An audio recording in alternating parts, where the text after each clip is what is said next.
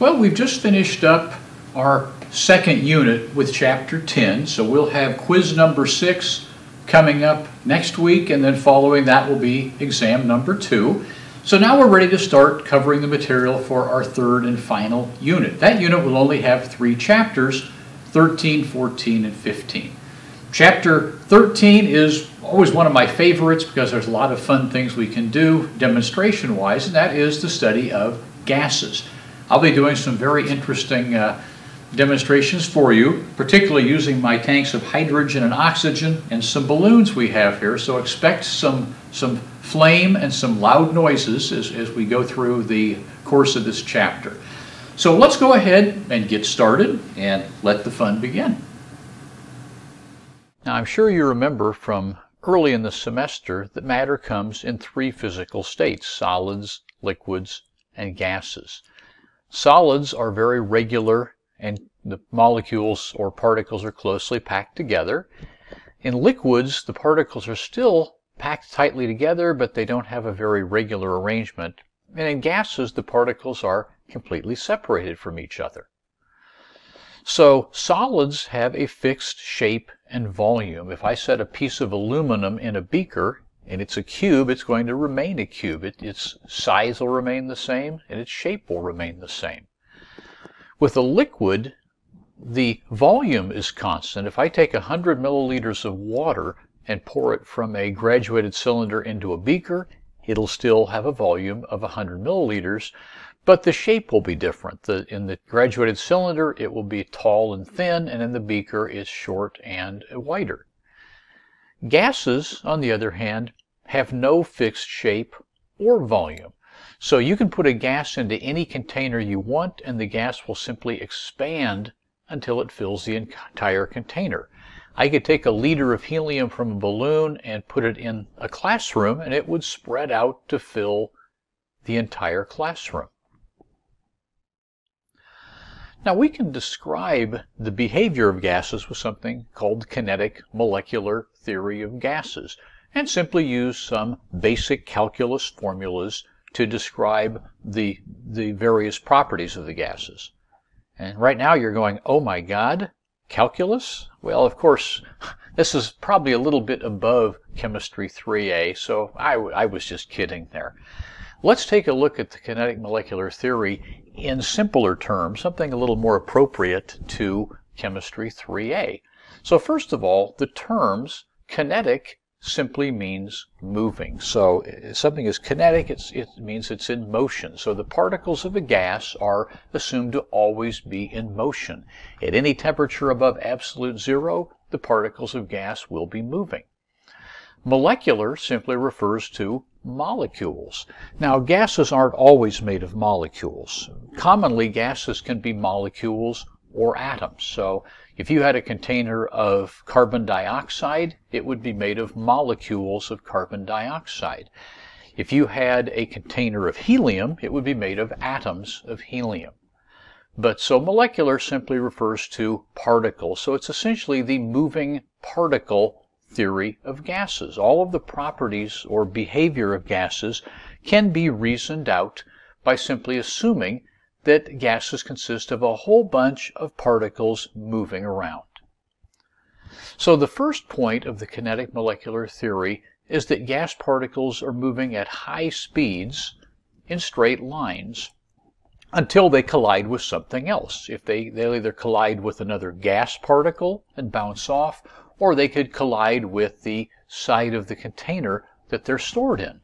So these gas particles are moving around very rapidly in this container in straight lines. But if a gas particle hits the side of the container, it will rebound off. If the particle hits another gas particle, it will rebound off. It'll still move in a straight line, but in a different direction. The second point of the kinetic molecular theory is very important, and that is that gas particles collide with no loss of energy. They are said to make perfectly elastic collisions. So an elastic collision means that when two objects bounce off of one another, they don't lose any energy. So for example, if we had two molecules of oxygen, each moving 1,000 miles an hour, when they collided with each other, one of the molecules could bounce off moving faster and one could bounce off moving slower, but in the end, the total amount of energy would be the same. One molecule might leave now at 1,500 miles an hour, and the other would leave at 500 miles an hour, but the total amount of energy would remain constant. In real life, most collisions are inelastic. It's only in atoms and molecules that there are elastic collisions.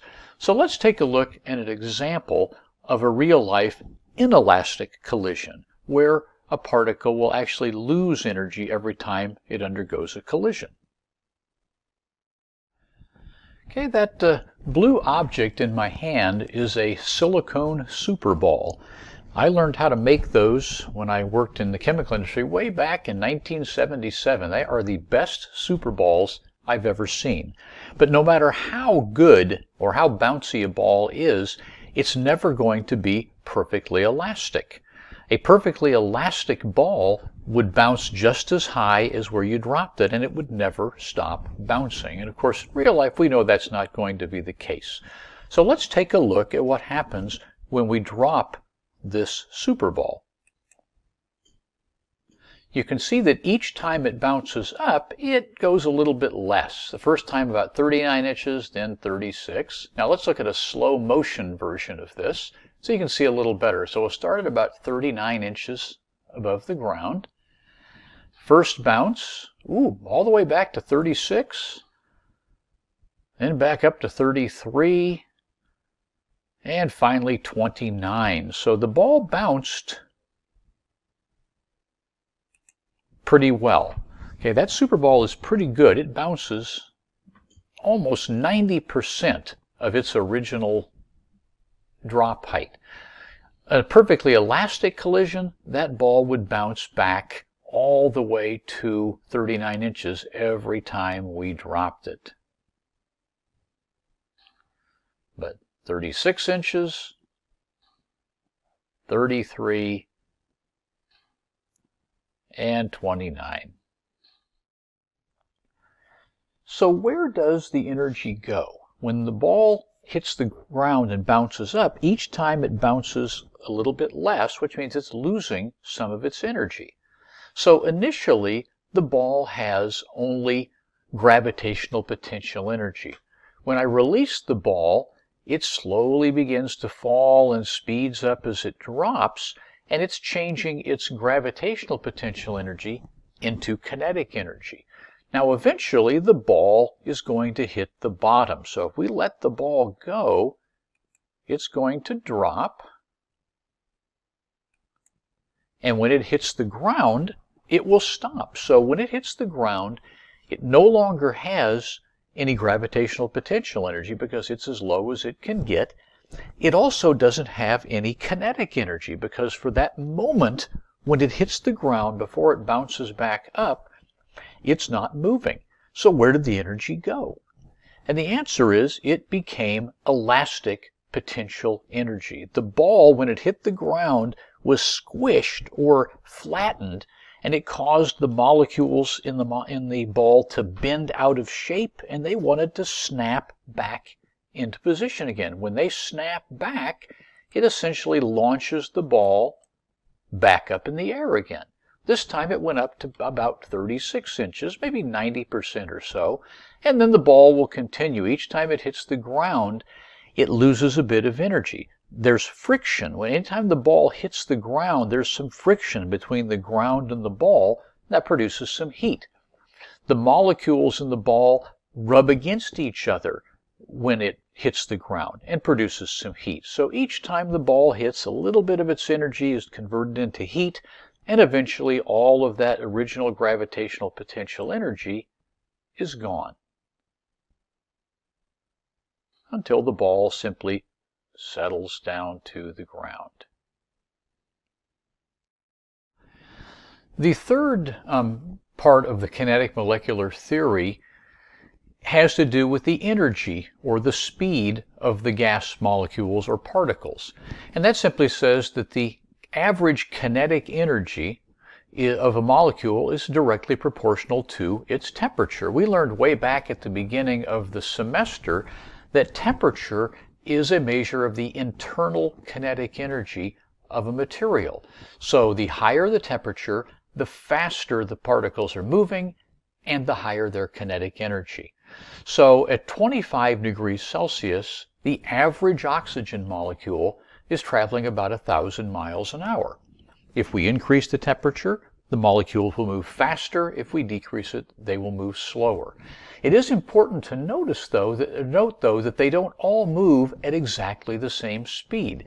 It's like traffic on the freeway. Some cars move faster, some move slower. And the same is true with the molecules of oxygen. Some of them might be moving 2,000 miles an hour, maybe some are only moving 500 miles an hour. But the average will be the same. So the average oxygen molecule at room temperature will travel at about 1,000 miles an hour. Now, gases have certain properties. There are 4 basic properties that describe the behavior of gases. The first one of those is pressure. Gases always exert a pressure. As the molecules or atoms of a gas bounce off of the surface, they exert a force against that surface. So that force, when the particles bounce off the surface of a container, say whether it's a balloon or anything that contains a gas, that's what pressure is. Now, pressure has a lot of different units that are commonly used. Most of you are probably quite familiar with PSI, or pounds per square inch. 14.7 pounds per square inch is the average pressure of the Earth's atmosphere at sea level. That means that every square inch of the Earth's surface is feeling a pressure of 14.7 pounds. That's about 15 pounds of pressure. The average person has a surface area of about 4,000 square inches, which means your body is feeling about 60,000 pounds of pressure pushing on it right now. And you might wonder, why in the world doesn't that 60,000 pounds of pressure simply crush you flat? And the answer is very simple. Inside your body, there is the same amount of pressure pushing out. It's the same reason that sometimes when you drive to the mountains or you fly in an airplane that your ears will hurt, because there's inside your ear, behind your eardrum, there are air molecules pushing out on your ear. And outside in the atmosphere, there are molecules pushing in on your eardrum. And as long as the number of molecules are equal, it's balanced and you don't notice anything. We only notice pressure when it's different. So if you go up to the mountains and the pressure outside becomes less, there's more pressure inside your ears and it is pushing out and it stretches your eardrums and it makes them hurt. Now, another unit we use for pressure is the millimeter of mercury, and that comes from the device we use to measure pressure, which is called a barometer, invented by Galileo way back about 400 years ago. Essentially, air pressure exerts a force on a substance. So there's mercury in this container, and air molecules are pushing down on the mercury, and they're forcing it up into the tube. Gravity is trying to pull the mercury down the tube. So air pressure can only push the mercury so far up the tube until the force of gravity is simply too great. It turns out that for mercury, air pressure at sea level can raise a column of mercury about 760 millimeters. So 760 millimeters of mercury, that's considered to be normal pressure at sea level. We can also have a similar unit, which is called the torr. Torricelli was a colleague of Galileo that worked on the development of the barometer, and so we often name units after famous scientists. And so the torr is simply short for Torricelli. Either of those units is perfectly fine to use.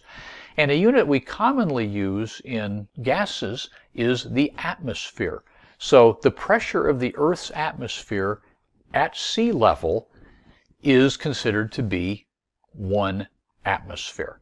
So each of these 4 units is equal to each other, and therefore you could convert from one to the other. You could set up a conversion that said 14.7 psi over 1 atmosphere, or 760 torr over 1 atmosphere. Any pair of those will make a perfectly good conversion.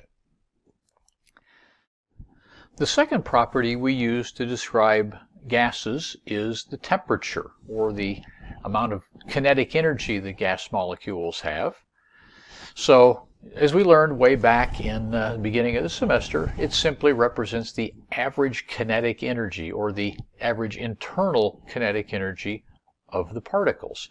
Now, as you're going to find out in the next video, we always measure temperature in kelvins when we're using the gas laws, because kinetic energy is proportional to absolute temperature, which means at 0 Kelvin we would have 0 kinetic energy. Celsius and Fahrenheit are not absolute temperatures, they're relative. 0 Fahrenheit isn't really 0 of anything, and neither is 0 Celsius. So keep that in mind whenever you're working calculation problems with the gas laws. You have to use the Kelvin temperature. The third property is the volume, and that's pretty obvious. Volume is simply the amount of space the gas occupies. And finally, the last property is the quantity, which we use N to represent the quantity because we always measure the quantity of gases in moles. We can't really use an M for the number of moles because we've used M for lots of other things like meter and mass, etc. So P, T, V, and N, those are the 4 properties. They're all we need to describe the physical behavior of gases. In the next video, we're going to be talking about gas laws, the mathematical equations that relate those 4 properties. At the end of the last video, we had talked about the 4 basic properties of gases: pressure, temperature, volume, and quantity, or number of moles. Starting out in the late 1600s, chemists began to study the relationships between these different properties, and they came up with a series of gas laws. These were basically mathematical formulas that allowed us to relate various of these 4 properties. The first one to come along in the late 1600s was Boyle's law. Robert Boyle was considered the father of modern chemistry. He was the first person to really begin to quantify chemistry. And Boyle studied the relationship between pressure and volume. Now, if you think about pressure and volume, how are they related? There's always 2 possibilities, either inversely or directly. If 2 properties are directly proportional, then they change in the same direction. So if the pressure went up, the volume would go up. If properties are related indirectly or inversely, then they change in opposite directions. So an increase in pressure would mean a decrease in volume. Now, if you've ever driven up to the mountains, maybe to have a picnic on a nice summer day, and you've got some potato chips with you, you may notice that at that high elevation, you open up the sack and the potato chip bag has expanded dramatically. Okay, this is what happens when you drive up to 9,000 feet in elevation. That would be just like Carson Pass up on Highway 88. So as we went up into the mountains, the pressure decreased. The higher you go in elevation, the lower the pressure is, and it appears that the volume of the potato chip sack has actually increased. So a decrease in pressure seems to have led to an increase in the volume. So that would tell us that pressure and volume are inversely proportional. So Boyle came up with a mathematical equation to relate those, where P1 and V1 would have been, say, the pressure and volume of the potato chip bag to start with, and P2 and V2 would be the final pressure and volume once they got to the mountains. So like any algebra equation, if you know any 3 of these, you can solve for the missing value. So let's suppose that we started out here at sea level in Stockton with a pressure of 1 atmosphere, and there was 1 liter of air inside the potato chip bag. Now, if we increase the pressure, say we went somewhere where the pressure was greater and the pressure doubled to 2 atmospheres. Well, if the properties are inversely proportional, then an increase in the pressure should result in a decrease in the volume. And what Boyle discovered was not only is it inversely proportional, but it's quantitative. So if we make the pressure 2 times greater, the volume should be 2 times smaller, or half of its original value. So the volume would change from 1 liter to 0.5 liters. So 1 times 1 gives us 1 on the left side, 2 times a half gives us 1 on the right. So whatever change occurs in pressure, he discovered that the opposite change would occur in the volume, and that's Boyle's law. The second of our 4 major gas laws is called Gay-Lussac's law. And Gay-Lussac looked at the relationship between pressure and temperature. So pressure and temperature, again, would have to be either inversely proportional or directly proportional. Now, if you've ever read a warning on, say, a can of shaving cream or hairspray, it always says, keep away from heat. You don't want the temperature to go too high, because if the temperature gets too high, the can might explode, which suggests to us that as the temperature increases, the pressure must be increasing as well. And that makes sense, because if we increase the temperature, then the molecules of gas are going to move faster, they're going to hit the inside of the can harder, and they're going to create more pressure. So heat plus an aerosol can, never a good idea. At the end of this section, I'll show you a little YouTube video where someone did this. It's not the kind of thing you want to do at home, but it's pretty fun to watch. So Gay-Lussac discovered that pressure and temperature were directly proportional. As one increased, the other increased, and vice versa. And so he came up with a second gas law, where P1 and T1 are our initial pressure and temperatures. That would be the temperature of the can to start with and its temperature. And then P2 and T2 would be the second or final pressure and temperature. So because it's in the form of a fraction, if one of them increases, the other one must increase by the same amount to keep the fraction equal. So, for example, if the pressure initially were 2 atmospheres inside the can and we were at 300 Kelvin, and let me remind you, of course, that the temperatures have to be in Kelvin. Whenever you're doing gas law calculations, we always have to use the Kelvin temperature, not Celsius or Fahrenheit. If we increase the temperature to 900 Kelvin, we've basically tripled the temperature. Well, if the temperature tripled, then the pressure should triple as well, and it will now become 6 atmospheres. So that's Gay-Lussac's law. Don't try this at home, guys, but this is what happens when you increase the temperature of a gas in a sealed container.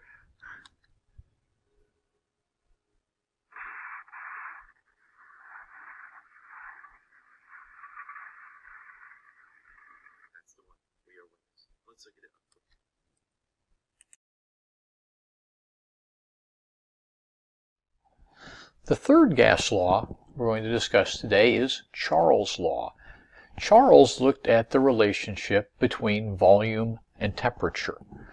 So again, volume and temperature must either be inversely or directly proportional.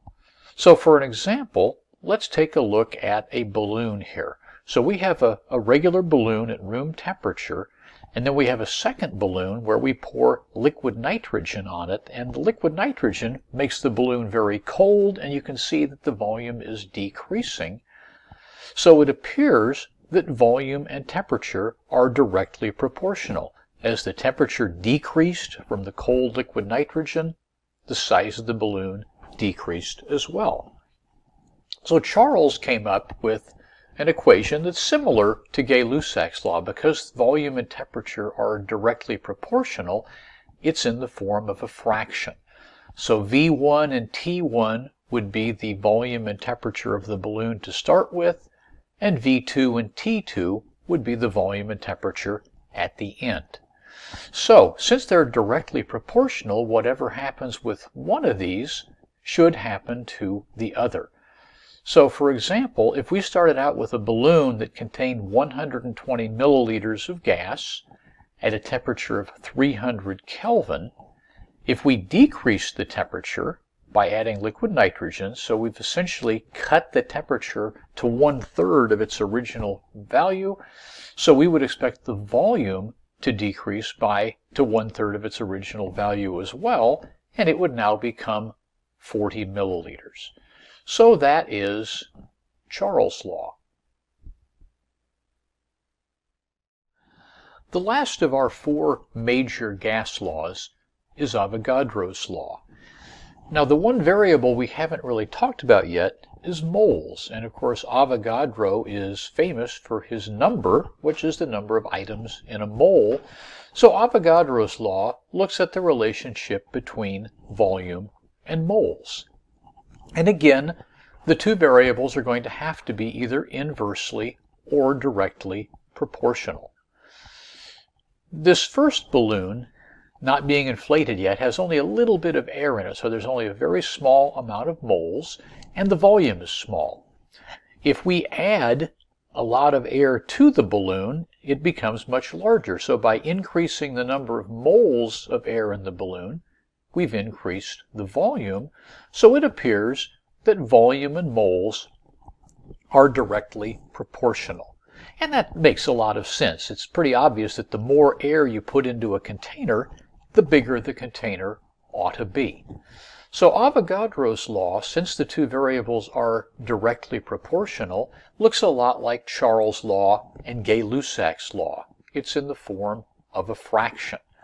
So any change that occurs in volume, a comparable change would have to occur in the number of moles so that that fraction would remain the same.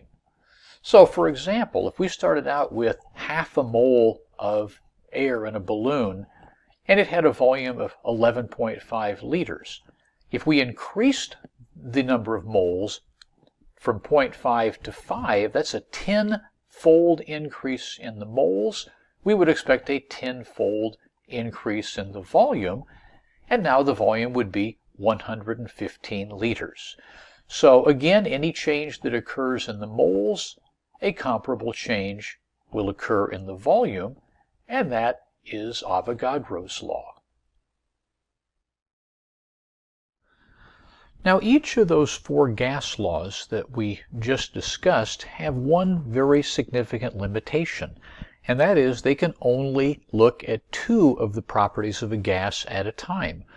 So if we're using, say, Gay-Lussac's law with pressure and temperature, the only way that that law works is if the other 2 variables, volume and moles, remain constant. Boyle's law with pressure and volume only applies if moles and temperature remain constant.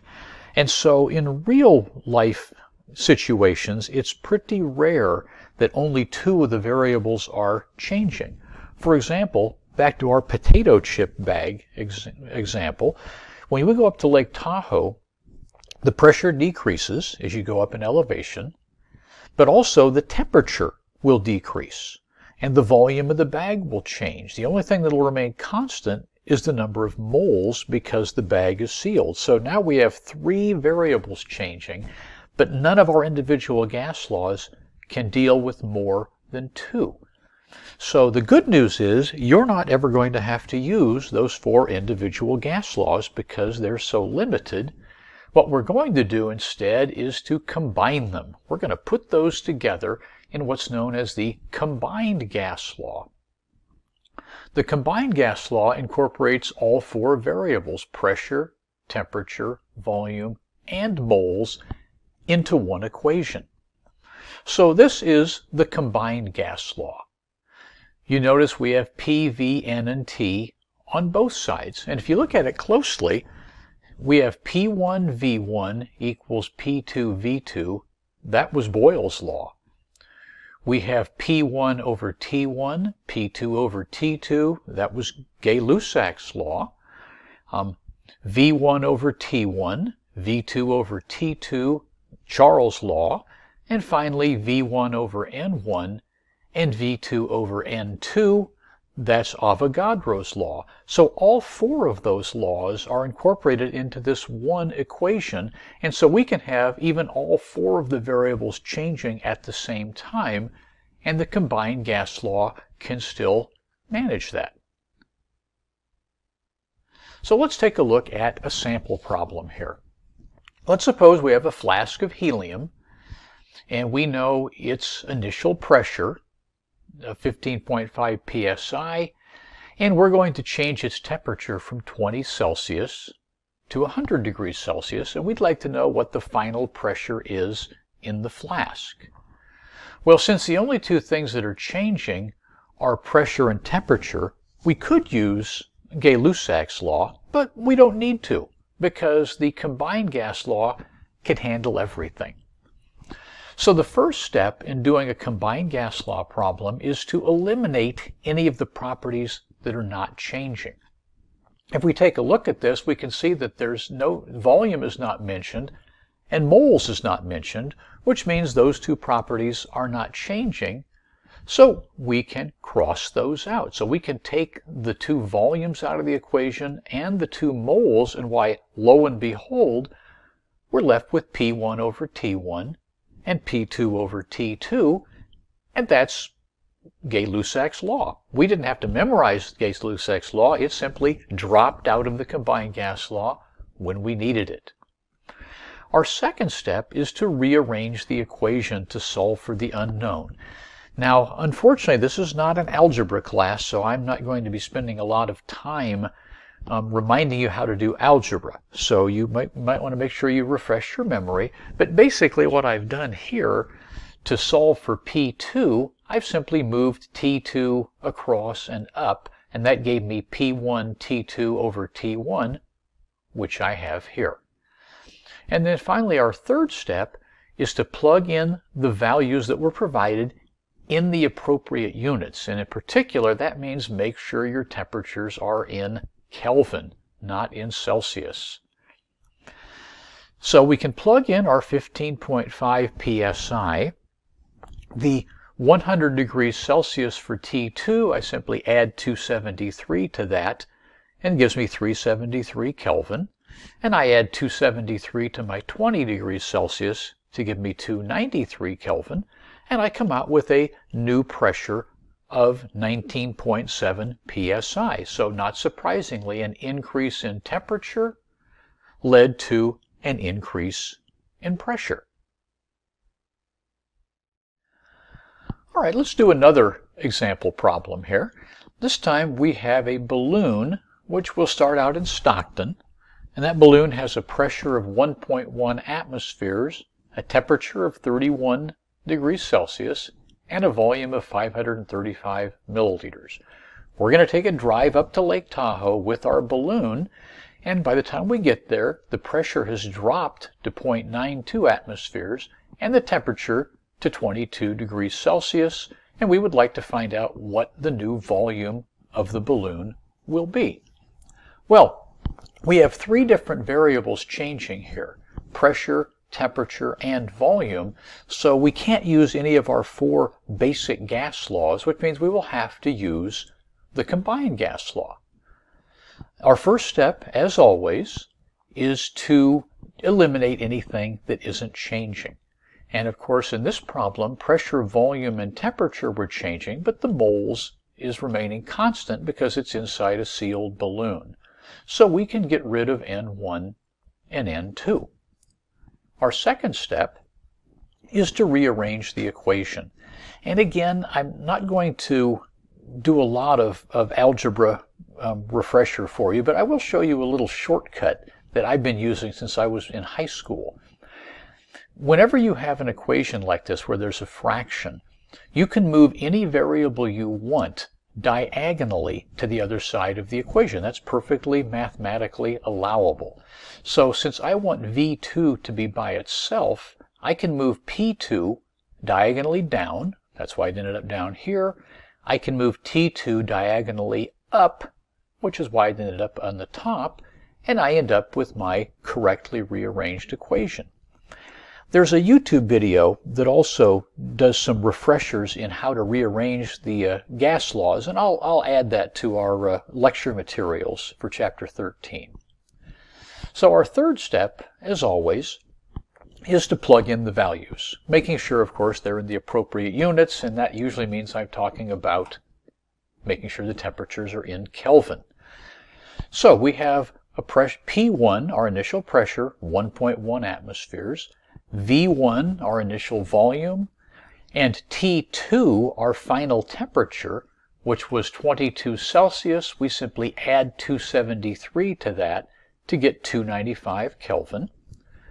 Our final pressure in Lake Tahoe was 0.92 atmospheres, and our initial temperature, 31 Celsius, that converts to 304 Kelvin, and that gives us a new volume of 621 milliliters.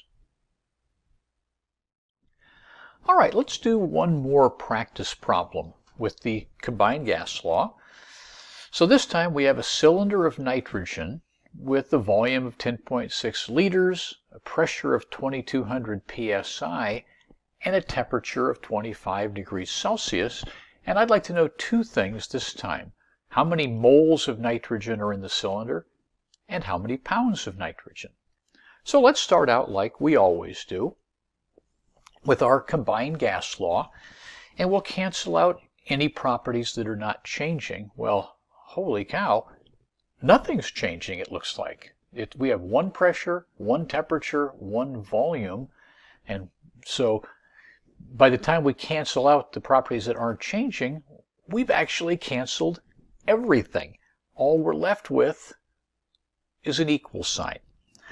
So it turns out that a problem like this cannot be handled using the combined gas law. The combined gas law has an initial and final value for each variable, which means it can only deal with things that are changing. So how do we deal with a problem where things aren't changing? We just have a cylinder of nitrogen and nothing is happening to it. It's got a fixed volume, a fixed temperature, a fixed pressure, and a fixed number of moles. So we're going to have to make some adjustments to our combined gas law in order to be able to deal with this kind of problem. So here we have a tablespoon.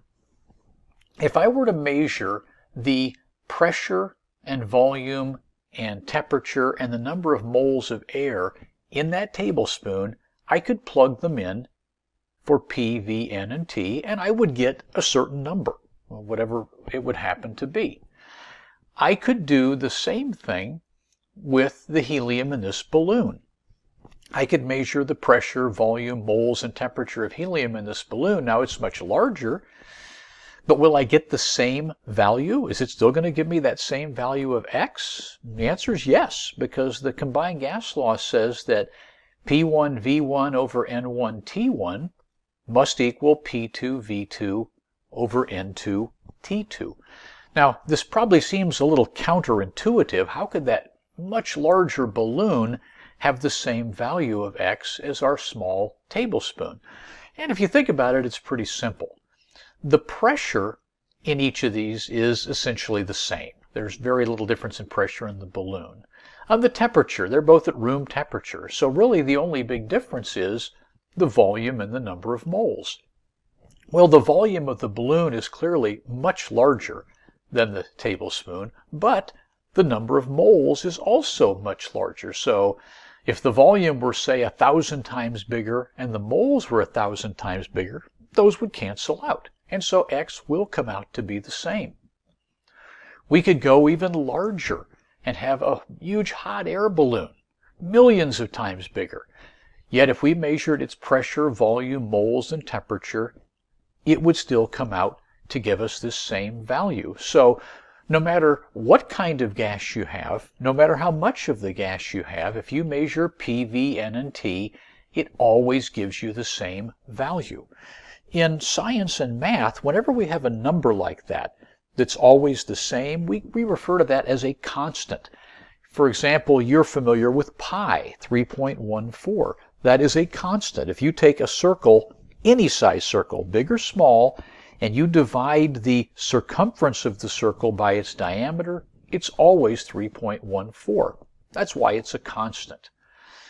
In the gas laws, that value of x that we always get from PV over NT, we call that constant R. So that is the gas constant. If we take this equation, so now what we've been able to determine is not only do all PV over NTs equal each other, they also equal the same thing, which is R.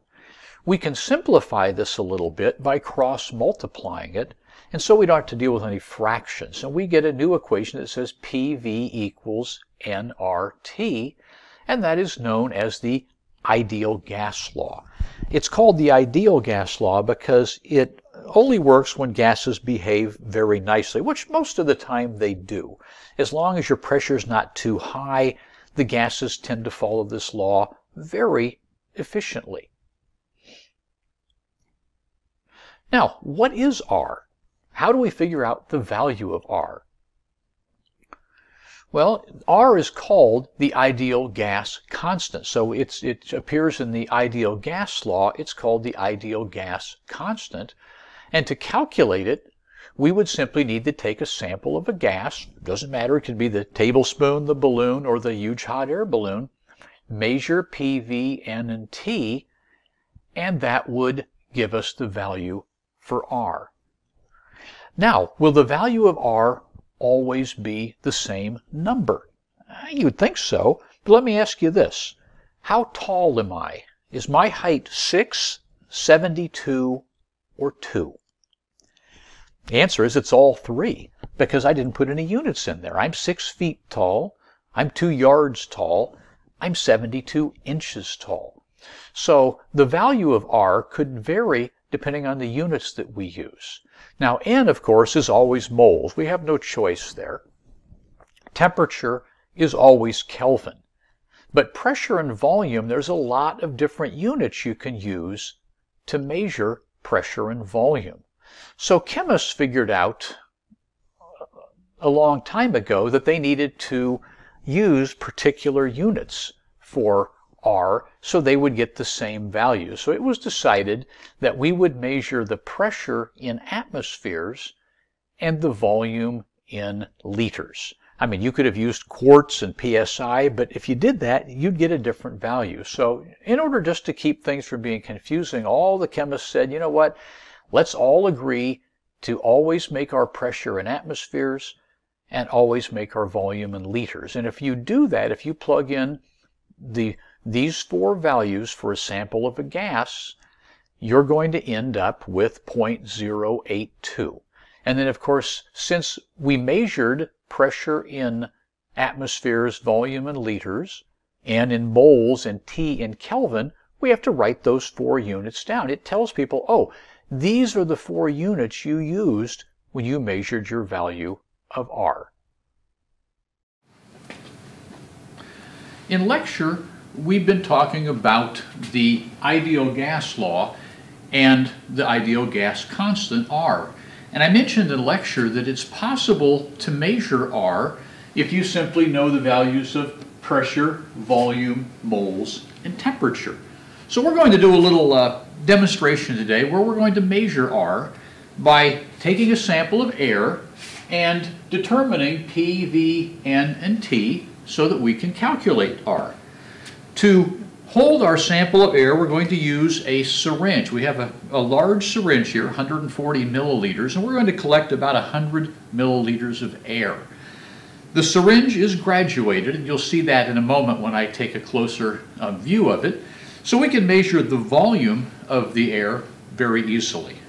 The pressure in the room, we're in Stockton at sea level, it's invariably 1 atmosphere. The temperature we can get from using a thermometer to measure the temperature of the room. The challenging part is determining the number of moles. How do we figure out how many moles of air are in a sample of air in this syringe? Well, we can't measure moles directly, so we're going to do it indirectly. We're going to use something we learned back in Chapter 9, and that is converting grams into moles. We're going to weigh the air in this syringe using this very nice balance we have that weighs out to 1,000th of a gram. And then, knowing that the molar mass of air is 29 grams per mole, we can then convert the grams of air into moles. So we'll take the milliliters of air in the syringe and convert that to liters to get the volume. We know that the pressure in the room is just about exactly 1 atmosphere. We'll use a thermometer to measure the temperature. It feels like it's about maybe 20 degrees Celsius today, but we'll measure that, and then we'll convert that into Kelvin, and then we'll use our determination for the number of moles. We can rearrange the equation and calculate the value of R. So let's go ahead and start doing some measurements here. We'll move the camera in closer now so you'll be able to see what we're doing and to measure the values on the syringe and on the balance. Let's go ahead and take a closer look at the syringe we're going to be using to collect our sample of air. On the bottom of the syringe we have a stopcock. When it's in the vertical position, it's open, but if I turn it horizontal, it will seal off the syringe so that air cannot get in or out.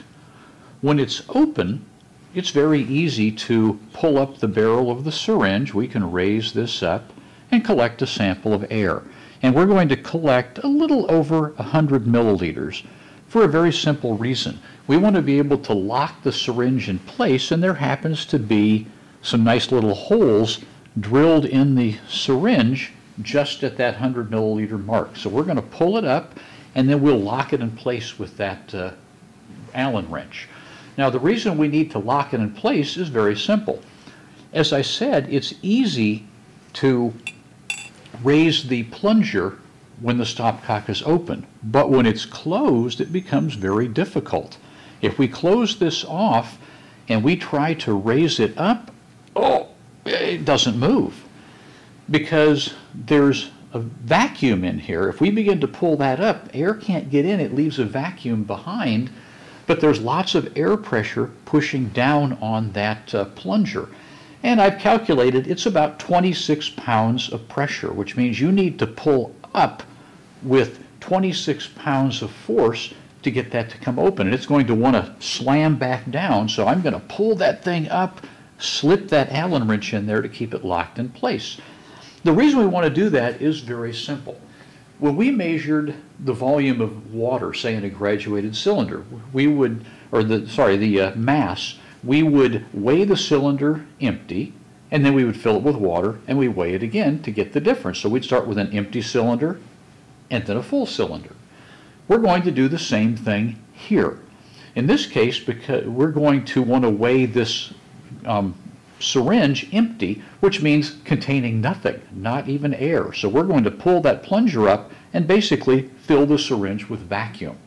We'll weigh it with nothing inside, and then we'll open this up and allow air to come in. We'll weigh it again, and the difference between the two will give us the mass of air in the syringe, and that of course is what we will use to calculate the value for N. So let's go ahead and get started. Let's begin by doing the easy part, which is measuring the mass of the syringe with air in it. So we'll go ahead and open up our stopcock, and let's raise this up till just over 100 milliliters so that we can use our Allen wrench to lock this in place. We'll turn this a little bit, there we go, it's a little simpler to lock it. So we can go ahead now and close the stopcock, and we have a sample of just over 100 milliliters of air. We'll go ahead and weigh that, and then we will come back and then seal the syringe and fill it with vacuum, so to speak, and we'll weigh it again, and the difference will give us the mass of air. So right now you can see that the volume in the syringe is about say 103 milliliters or so. So we'll use that as our volume of air. Let's go ahead now and get the mass. Because the amount of air that we're weighing is very small, we're going to use what's called a milligram balance that can weigh to the nearest thousandth of a gram. It looks like our mass is just about 81.166 grams. It fluctuates a little bit because of the air currents in the room, but it's probably plus or minus a thousandth of a gram. So we'll go with 81.166 grams as the mass of the air in the syringe. The most challenging part of this experiment is filling the syringe with vacuum and weighing it, because it takes quite a bit of force to pull that plunger out, and it's very helpful if one has an assistant to insert the Allen wrench into that hole. But since I don't have an assistant today, I've devised a method to do this myself. I've clamped the Allen wrench in this clamp, and I'm going to try to pull out the plunger and then lower it over the Allen wrench and lock it in place. So let's see if we can do that. We've got the stopcock closed, so I'm going to put that 26 pounds of force here and pull out that plunger. There we go, and let's see if we can line that up with the Allen wrench. There we have it. Worked beautifully. So now we have our syringe, and it's filled with vacuum, i.e. nothing. So all we have to do now is head over to the electronic balance, and we'll measure the mass of the empty syringe, match that up with the mass of the syringe full of air, and the difference between those two will give us the grams of air, and from that, of course, we can calculate the number of moles. Not surprisingly, the syringe filled with vacuum, so to speak, or empty, does weigh less than the syringe did filled with air. It looks like the mass is just about 81.046 grams. So we can subtract that from the mass of the syringe filled with air that we had measured earlier, and then we'll convert that final mass into moles, and we can plug that into the ideal gas law and solve for R. Now that we've measured our pressure, volume, moles, and temperature, let's go ahead and determine the value of R. We'll start out with the ideal gas law, and since we want to solve for R, let's go ahead and rearrange that, which gives us R equals PV over NT. So now we simply need to have those four values that we can plug in. Start with our pressure. As I'd mentioned earlier, the pressure at sea level in Stockton is usually just about 1 atmosphere. We can see here it's 759 millimeters, and since there's 760 millimeters of mercury in 1 atmosphere, this comes out to be almost exactly 1 atmosphere. For the volume, we simply use our syringe. It looks like it's probably closer to 102 milliliters, which would come out the same as 0.102 liters.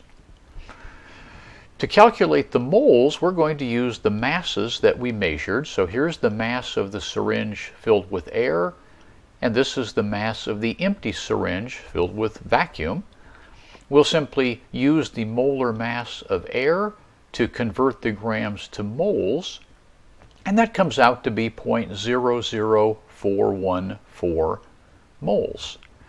For temperature, we'll just take one of our laboratory thermometers, and as I suspected, the temperature in the lab is usually about 20 degrees Celsius, and that comes out to be 293 Kelvin. All we have to do now is simply plug in these values into our equation. So we'll plug in the pressure, volume, moles, and temperature in the appropriate units, and we get a value for R of 0.084. To see how well we did, let's compare that to the actual value of R. We'll take our experimental value of 0.084, subtract the actual value of 0.082, go ahead and divide it by that value, multiply by 100, and we get a percent error of just 2.4%. Well, it looks like our results came out pretty well. We got an R value within a few percent of the true value, and that's not bad considering the equipment we're using is pretty simple. So R may seem mysterious and complicated, but it's actually pretty simple as long as you make sure you use the correct units for pressure, volume, moles, and temperature. We can determine the value of R very accurately. So let's go back now to that problem regarding the cylinder of nitrogen. We have only one volume, one pressure, and one temperature, and whenever there's only one value of each variable, that means we have to use the ideal gas law, the PV equals nRT. We have a pressure, we have a volume, we have a temperature. Of course, R is given, so the only thing that we're missing is N. And so whenever you have one unknown in your equation, it's easy to solve for that. So the first thing we'll do is we'll rearrange our equation. So if we move RT over and down, we get N equals PV over RT. For the pressure, of course, because we've decided that R is always going to have units of atmospheres, we can't put in 2200 psi. So we're going to use our conversion we learned earlier, and we're going to change our psi into atmospheres, and that's what we'll want to plug in for our pressure. Same thing with temperature. We can't plug in Celsius because the gas laws are always in Kelvin, so we're going to convert that to Kelvin, and we'll plug that in for our temperature. The volume is already in liters, so we're okay there. If it weren't, we'd have to change it, but it's already in the appropriate units. So we plug our numbers in, and we end up with 65 moles. So there are 65 moles of nitrogen gas in that container. Now the second question asked how many pounds of nitrogen. So how do you go from pounds from moles to pounds? Well, this is taking us back to Chapter 9 when we used molar masses to relate grams and moles. So if we wanted to get from moles to pounds, the first thing we would have to do is convert it to grams. Don't forget that nitrogen gas is N2, not just N. So it's going to be 28 grams per mole. And then, of course, we can change grams into pounds, and we end up with 4 pounds of nitrogen in this cylinder. So the key thing is, whenever you're doing one of these gas law problems, first thing you have to ask yourself is, should I use the combined gas law or the ideal gas law? And the choice is very simple. If things are changing, if you have more than one value for any of the variables, then use the combined gas law where there's a P1 and a P2 and so on and so forth. If you have a problem like this, where there's only one value for each variable, then we have to use the ideal gas law. All right, let's try another problem using the ideal gas law. This time we want to find the volume of 1 mole of helium. Well, there's a problem. How do we figure that out? Because we don't know all of the variables. The volume of a mole of helium could be a lot of different things. What else affects the volume of a gas? And of course, the pressure and temperature. So our answer will depend on what the pressure and temperature are. So you can't simply say, what's the volume of a sample of a gas? Because if you increase the pressure, the volume goes down. If you decrease the pressure, the volume goes up. Same thing happens with the temperature.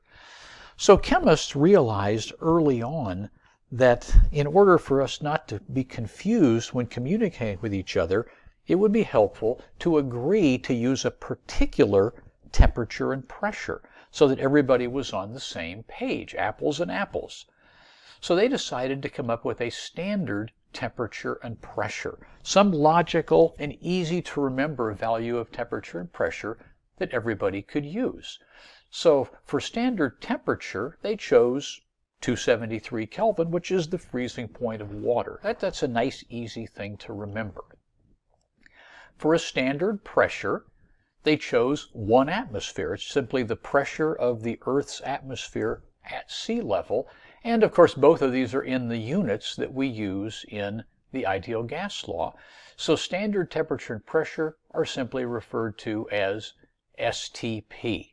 So we could re-ask our question now and say, what is the volume of 1 mole of helium gas at STP? Okay, so now we know our pressure and temperature. So we can take our ideal gas law and rearrange it. So in this case, we're trying to find volume, so I simply move the pressure over and down to give me this new equation. Then it's a matter of simply plugging in the values. So we have 1 mole of helium. We have R, which is always the same thing, 0.082 liters times atmospheres over moles times kelvins.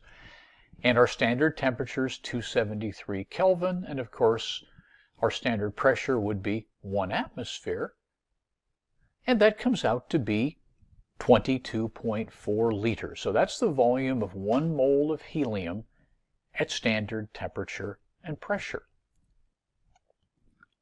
Now, what is the volume of 1 mole of oxygen gas at standard temperature and pressure? Well, if we take a look at the ideal gas law once again, it's still 1 mole, it's still standard temperature, still standard pressure. In fact, all the variables are the same. So it didn't really matter whether it was oxygen or helium or any other gas. No matter what the gas is, it's still going to come out to be 22.4 liters. So whatever the gas is won't make any difference. The thing about the gas laws, both the combined and the ideal gas law, you'll notice there's never anywhere to plug in the identity of the gas because it doesn't matter what the gas is. The kinetic molecular theory just looks at all gases as tiny little particles bouncing around, and it doesn't matter what the particles are made of. So that 22.4 liters, that's known as the standard molar volume of the gas. It's the volume of 1 mole of a gas at standard temperature and pressure.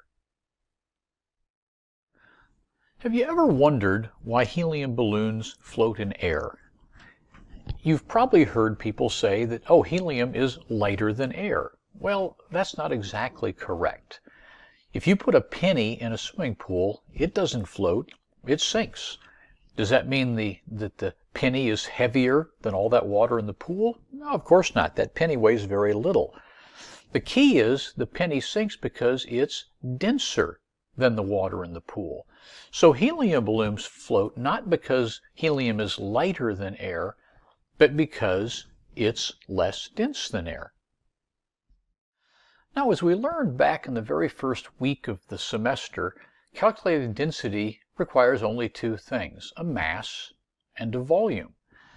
Does the density of a substance depend on the amount of material you test for mass and volume? And the answer is no. The density is going to be the same no matter how much you have. A gallon of water has a density of 1 gram per milliliter. A swimming pool of water, it's still 1 gram per milliliter. So we can choose whatever amount of helium is convenient. And the most convenient amount to choose would be 1 mole. Because a mole of helium, we can look up the mass right on the periodic table. We can make volume easy as well.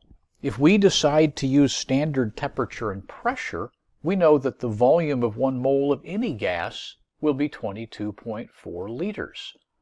So by choosing 1 mole of helium at STP, we know that it's 4 grams, comes from the periodic table, and the standard molar volume is 22.4 liters for all gases, and we get our density of 0.18 grams per liter. We can do the same thing with air. Now, the molar mass of air is not something you can get directly from the periodic table because air is a mixture, mainly of nitrogen and oxygen.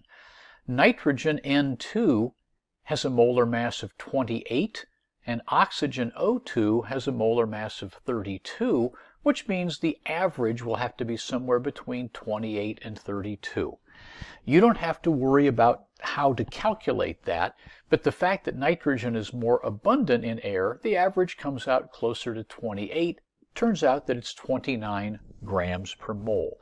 So that's simply a number you're going to want to remember because you'll be using that on problems in the future. So 29 grams per mole, 22.4 liters, we get a density of air of 1.3 grams per liter. So clearly, helium is indeed less dense than air. Now, helium isn't the only gas that's capable of floating a balloon in air. Do you think you could list all of the elements that would float in air? Well, on the periodic table, there are 11 gaseous elements. So how do we figure out which of those would be suitable for floating a balloon in air? Well, essentially, any gas that has a density of less than 1.3 grams per liter would be capable of floating a balloon in air. But we can make it even simpler than that.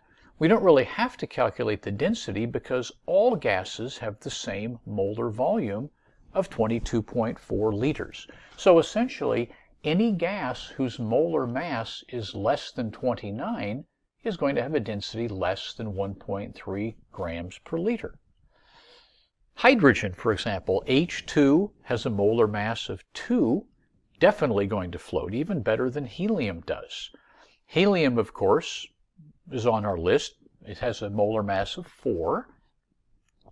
Neon, with a molar mass of 20.2, that's less than 29.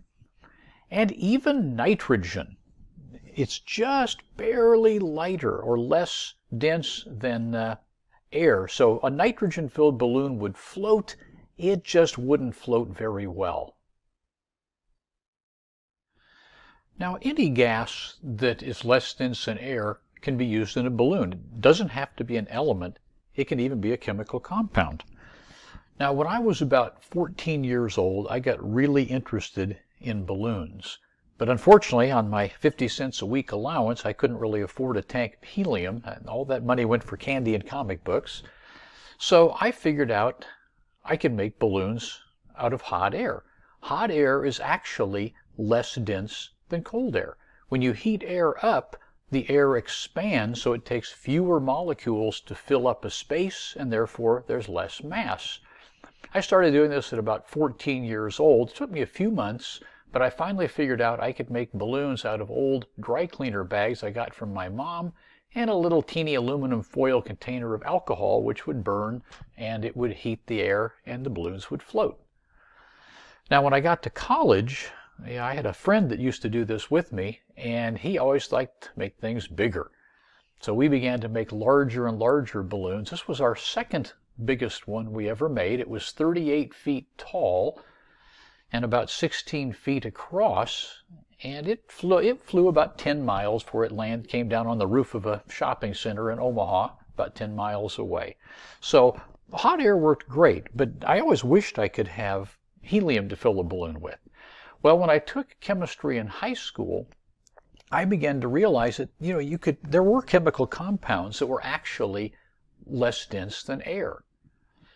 So, for example, carbon monoxide, CO, has a molar mass of 28 grams per mole. Now, carbon monoxide, very dangerous stuff. You definitely would not want to be messing with that. Ammonia is a gas. It has a molar mass of 17 grams per mole. That would float very well. But again, ammonia is a pretty toxic material, not the kind of thing you want to be messing around with. When I took chemistry in high school, I got to the end of the school year and we were studying chemical compounds made of carbon.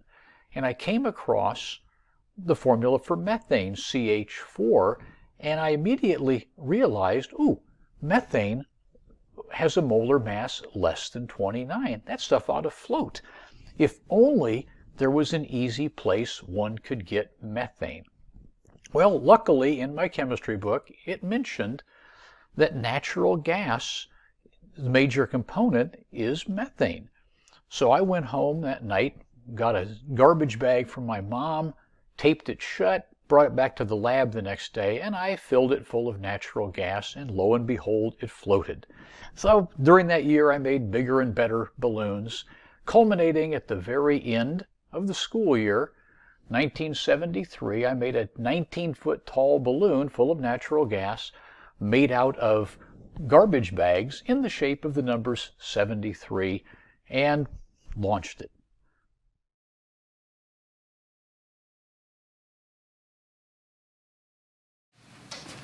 Well, we just finished up chapter 13 talking about gases and the gas laws.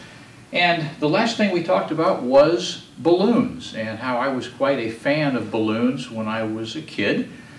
And the last thing I showed you guys in the video was how I used to make natural gas-filled balloons out of garbage bags. So I thought it might be fun for us to do that. So I've taken a very large garbage bag here and I've taped the bottom end shut, but I have a rubber tube in there which I can pump in natural gas. So I'm going to go ahead and fire up the natural gas line here.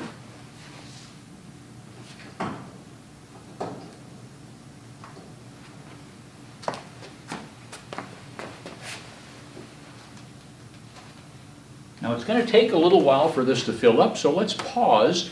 We'll give this bag a few minutes to fill up and we'll take it out and see if it floats. Well, looks like the balloon is about ready to go. So we're going to take this outside. I'll remove that rubber tube and I think this thing ought to float. So let's head outdoors and we'll check it out.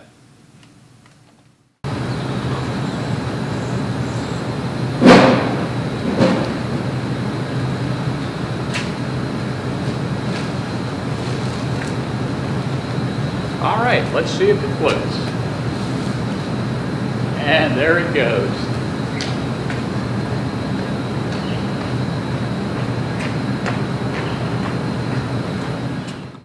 Well, it looks like our balloon is heading south to southeast. Should be making its way toward Manteca. Give that a few hours or maybe a day. Getting up pretty high in the air now.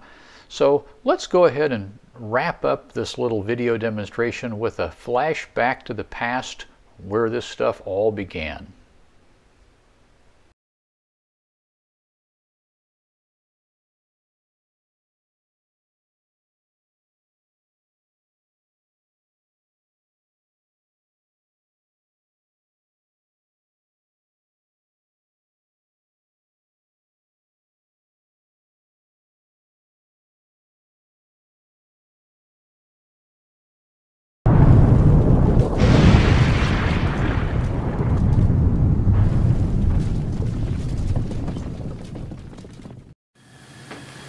All right, we've launched our natural gas or methane-filled balloon, and we can see obviously that methane floats, and that's not surprising because CH4 has a molar mass of 16, which is less than 29.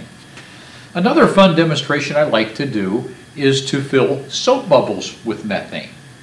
Now above it I have a torch, so there's a Bunsen burner welded on the end of this pole. And we're going to have some extra fun here because we're going to see not only do methane-filled soap bubbles float, they also burn.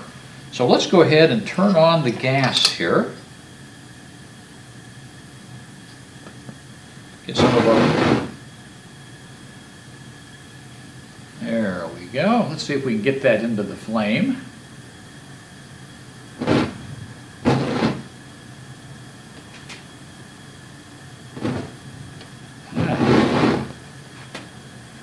If you were here in person, you could really feel the heat coming off of that. So methane, with about half the density of air, floats very nicely. You could actually fill a balloon with methane, as we did before, and they float very well, but it is, as you can see, quite flammable. So methane is lighter or less dense than air, and it's flammable.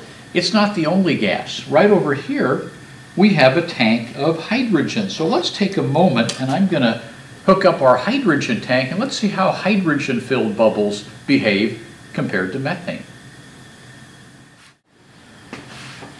All All right, I've got the hydrogen tank now attached to my bubble trumpet, which is what this little guy is called.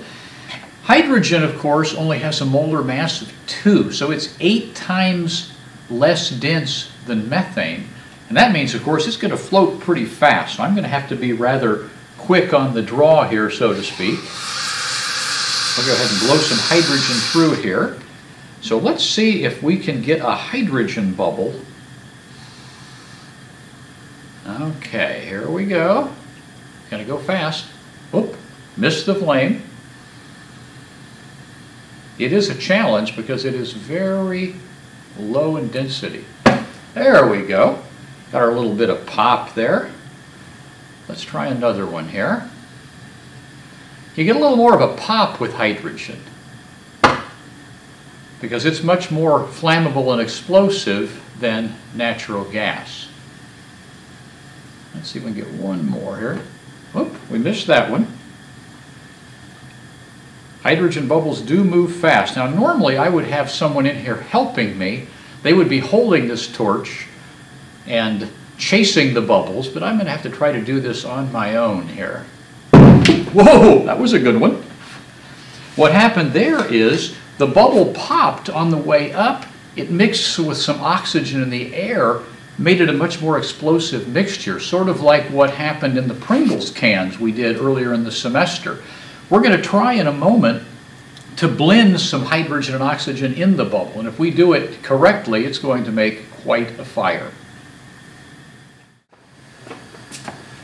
All right, we're going to get a little more interesting now because we're going to try to blend hydrogen and oxygen together in the same soap bubble. Sort of like we did in the Pringles can demonstration, but in the Pringles can we had air, which is only 20% oxygen. This time we're using pure oxygen. This can be a bit loud if I get it just right, so I'm going to be wearing this hearing protection just to be safe here. The ratio of the hydrogen and oxygen, you may remember from back in chapter 4, we had that nice big reaction up on the board there, was 2H2 plus 1O2. We want a 2-to-1 ratio. I'm going to try to estimate that ratio by looking at the size of the bubbles. So let's see how good a job I can do. Just to be safe, of course, I am going to put on my hearing protection. There we go.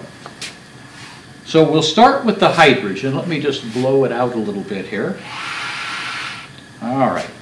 So let's start out by putting some hydrogen in a bubble. This should be 2/3. All right, now let's try some oxygen.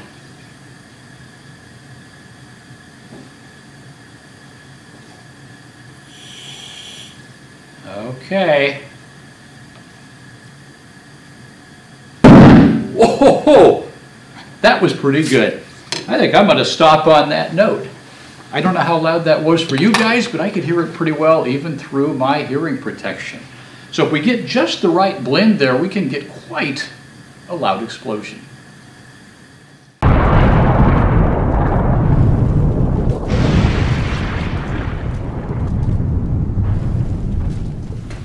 Well, I think we'll wrap up our discussion of gases with one of my favorite demonstrations, which is to ignite hydrogen-filled balloons. And we've got some of increasingly large size here.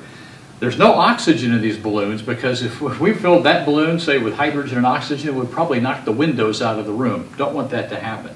Hydrogen itself is not terribly explosive. It burns and puts out a pretty good fireball. So we're going to light these things one at a time. Let me grab my hearing protection. And then we'll go ahead and light up the Bunsen burner.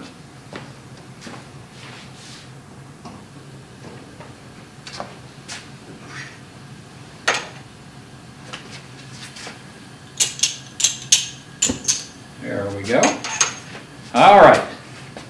Let's start with the first one.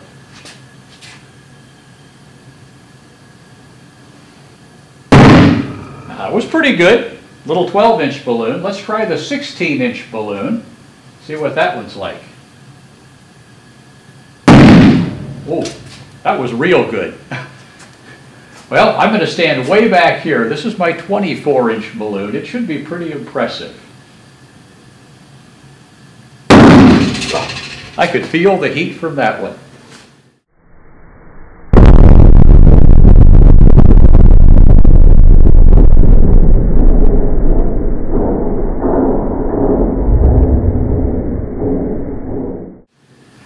All right, that wraps up our studies of gases in Chapter 13. Time to move on to the next chapter.